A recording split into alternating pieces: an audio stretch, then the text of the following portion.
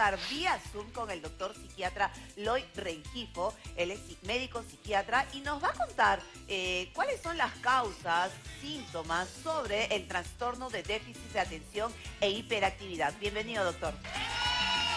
Buenos días, muchas gracias por la invitación. Espero me puedan escuchar claramente. Sí, lo escuchamos perfecto, doctor. Doctor, ¿qué es el TDAH? Muy bien, vamos a definir, bueno, son las siglas de lo que nosotros conocemos como trastorno de déficit de atención e hiperactividad. ¿Qué es? Es una condición del neurodesarrollo de la persona que aparece principalmente en la infancia. Este trastorno va a afectar una serie de esferas en la vida de la persona, desde aspectos que afectan el funcionamiento académico, social, emocional, incluso el nivel de desarrollo del individuo, que puede llegar hasta la vida adulta, afectando áreas familiares, personales y laborales. Exacto, doctor. Vemos muchos casos de niños, pues, ¿no? Que en la época escolar y ahora, después de la pandemia, muchos niños fueron diagnosticados con TDAH, pues, ¿no? Y se veía reflejado, ¿por qué? Porque no tenían la concentración en el salón, o quizás no pueden estar con las manos quietas, siempre tienen que estar en movimiento, tienen que tener algo en la mano para poder estar y prestar atención a las clases, pues, ¿no? Exacto. Lo que pasa es que la pandemia ha permitido que los papás estemos más cercanos a nuestros hijos y podamos observar cosas que quizás en el día a día no habíamos prestado atención. Entonces, lo que tú mencionas son parte de la sintomatología. Hay que entender que existen 3 síntomas principales que se evidencian en los niños con trastorno de déficit de atención con hiperactividad. Uno de ellos es la desatención, inatención, como se le conoce, la hiperactividad y la impulsividad. En el caso de la desatención, se va a caracterizar o se va a evidenciar a menudo por episodios en los cuales la persona no presta atención suficiente o descuida ciertas cosas, ¿no? Como detalles, al momento de escribir o al momento de responder una pregunta. También puede perder objetos, o cuando se le habla directamente no estar escuchando lo que se le dice, o a veces también no seguir las instrucciones que se le da. En el caso de la hiperactividad, están en constante movimiento, o siempre están jugando con algo a la mano, o a menudo corren, saltan, ¿no? O balanceándose. No están pendientes del contexto. Y en el caso de la impulsividad, pues se precipitan a dar respuestas anticipadamente, a menudo no tienden a guardar o no tienen filtro para decir las cosas, las dicen de forma impulsiva sin reflexionar. Y estos síntomas pues se tienen que presentar no solo una vez ni 2 veces, sino tienen que tener un tiempo prolongado, por lo menos 6 meses. Ahora, doctor, buenos días. Una pregunta, para muchos padres estos síntomas que usted está mencionando pueden confundir, porque antes no era muy común conversar, oye, mira, mi niño es autista, mi niño tiene TDAH, TDA. Y ahora sí, uno como papá, como dice usted, después de la pandemia, se comenzó a fijar en cosas, porque teníamos a los niños 24/7, y te comenzaste a dar cuenta de actitudes que uno decía, oye, pero algo está pasando acá.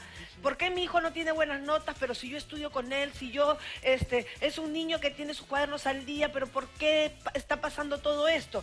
¿Cómo podemos llegar a un diagnóstico así? Decir si efectivamente mi niño tiene TDAH o de repente puede ser también mi niño es un distraído. Ok, lo que tú mencionas, primero detectar los síntomas, ¿no? Y ver con qué frecuencia se presentan.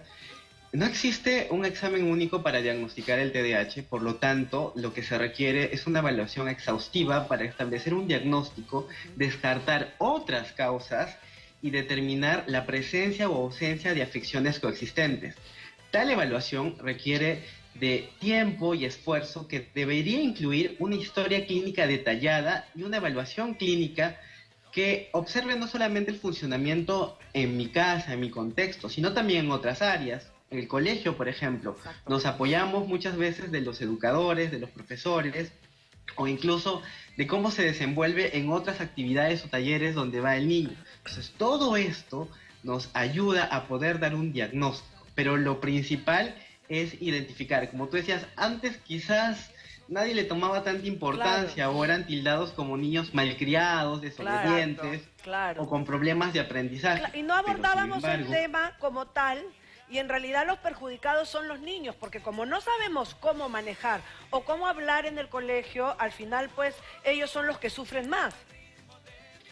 por supuesto, la idea de una intervención, de un diagnóstico precoz y una intervención temprana va a permitir el desarrollo, un desarrollo adecuado de la persona a lo largo de su vida. Hay que tener en cuenta de que existen otros factores individuales y también del contexto que podrían como que influir de forma positiva o negativa en cuanto a la sintomatología. Hay niños que son excesivamente listos y quizás su déficit de atención pasa desapercibido durante mucho tiempo. Sin embargo, hay etapas de vida como la edad, la adolescencia o la edad adulta, donde requerimos organizarnos mucho mejor para cumplir con citas, tareas, desde el simple hecho, por ejemplo, en un adulto de pagar el recibo de luz, de agua, de no quedarse sin internet, de incluso medir sus gastos, nos permite pues funcionar como lo hacemos, ¿no?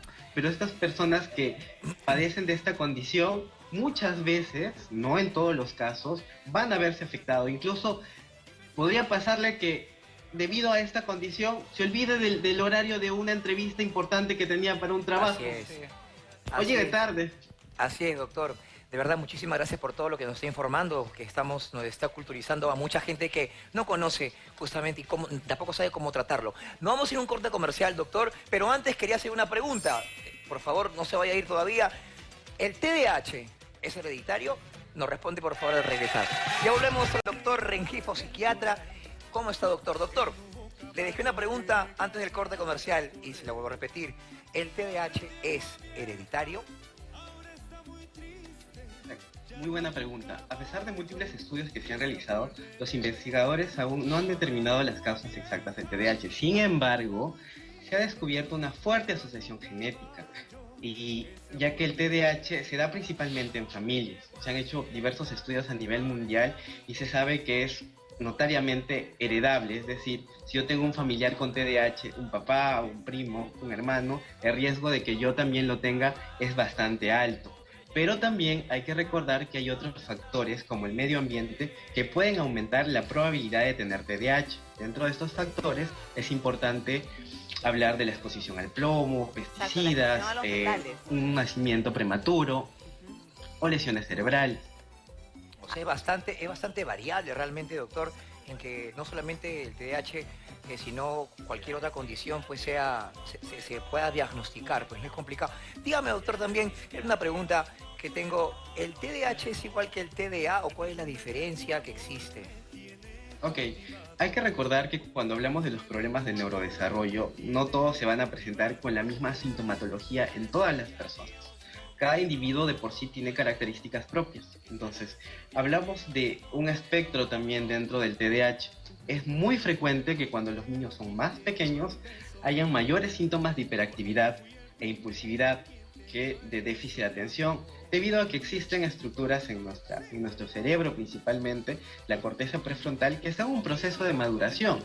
Entonces, conforme el niño va creciendo, va, digamos, controlando cierta capacidad para regular sus impulsos. Entonces, suele pasar que los síntomas de hiperactividad e impulsividad disminuyen y prevalecen en la edad de la adolescencia o en la adultez los síntomas de déficit de atención. Ahora, eso es lo que suele pasar. Esa es la diferencia que ahora, existe. doctor, por ejemplo, yo le cuento, ¿no? Yo tengo un pequeñito de 6 años, mi hijito tiene autismo nivel 2 y tiene como comorbilidad el TDAH.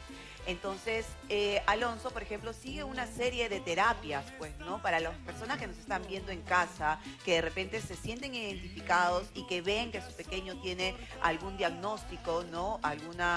A una condición. ¿Cuáles son las terapias recomendables, ¿no? Para que ellos puedan seguir. Ok. Lo principal es llegar a un diagnóstico primero. Claro, ya tienen su diagnóstico. ¿Qué es lo que tendrían que hacer? Exacto. Una vez que ya clarificaron el diagnóstico, existen múltiples terapias. Dentro de las terapias está la terapia de modificación de conducta, porque los niños con déficit de atención suelen ser impulsivos, rebeldes, hiperkinéticos. la terapia ocupacional, que es muy importante porque tiene que ver con temas de motricidad, temas de desenvolvimiento en el día a día, terapias de atención y concentración, Ajá. son importantísimas, terapias de aprendizaje si es que hay un compromiso en el aprendizaje en el niño. Por ahí también pueden haber terapias de intervención familiar. Hay que recordar que es muy importante la presencia de la familia y cómo la familia interviene y maneja esta situación, porque si yo sigo pensando que mi niño es un malcriado y no tengo en cuenta de que él tiene una condición que está generando estos síntomas, puede que la sintomatología incremente y se aparezcan otras condiciones, ¿no? Claro. Problemas Es de conducta, importante. ansiedad, depresión. Es importante que la familia se involucre mucho, se informen, y la información es valiosa cuando tu pequeño tiene una condición. Así que, doctor, Sí, así muchísimas gracias por atendernos esta mañana. El doctor Eloy Rengifo, muchísimas gracias, psiquiatra del Hospital del Niño, doctor. Muchísimas gracias por estar esta mañana con nosotros. Definitivamente.